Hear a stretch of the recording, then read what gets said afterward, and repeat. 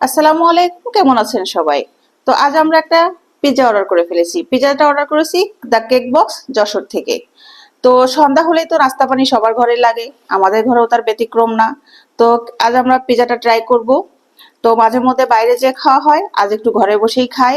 আর ঘরে বসে আমাদের যারা উদ্যোক্তা আপুরা আছে, যারা ঘরে বসে বিজনেস করে, তাদেরকেও কিন্তু সুযোগ দিতে হয়, উৎসাহ দিতে হয়। তো তাদেরকে উৎসাহ দিতেই আমাদের আজকের এই উদ্যোগটা। ভাবলাম যে আজকে ঘরে বসে আমাদের আপুদের কাছ থেকে আমরা অর্ডার করে ঘরে বসে খাবারটা খাই। তো এই যে দেখতে পাচ্ছেন, সুন্দর একটা সস দিয়ে দিয়েছে। আর এই যে পিৎজা। তো আমরা পিৎজাটা ট্রাই করি, দেখি পিৎজাটা কেমন।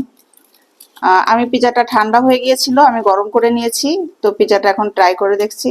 হ্যাঁ, এই যে দেখতে পাচ্ছেন চিজ, মাশাআল্লাহ। বিসমিল্লাহ।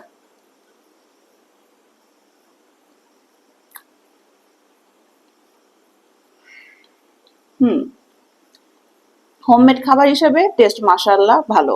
আর কোনো খাবারই কখনো খারাপ বলতে হয় না, খাবার হচ্ছে আল্লাহর দেওয়া নেয়ামত। হয়তো টেস্ট একটু ভালো হবে, একটু খারাপ হবে, এটাই নিয়ম। কিন্তু আমরা কি করি, এই খাবারের রিভিউ দিতে যে খাবারকে অনেক সময় বিকৃত করে ফেলি, যেটা আসলে ঠিক না। তো যাই হোক, খাবার স্বাদ অনেক ভালো আছে, মোটামুটি ভালো আছে। আমি আরো একটা বাইট নিয়ে নিলাম। মাশাআল্লাহ, পিজার স্বাদটা বেশ ভালো। চিকেন পিজা ছিল এটা। সসেস আছে, বিভিন্ন ধরনের সবজি আছে। আর একটু কাছে থেকে দেখিয়ে দাও। পিজাটা কিন্তু আপনারা দেখতে পাচ্ছেন, দেখতে বেশ লোভনীয় লাগছে। বেশ মজাদার সসটা। সস দিয়ে পিজা দিয়ে বেশ মজাদার।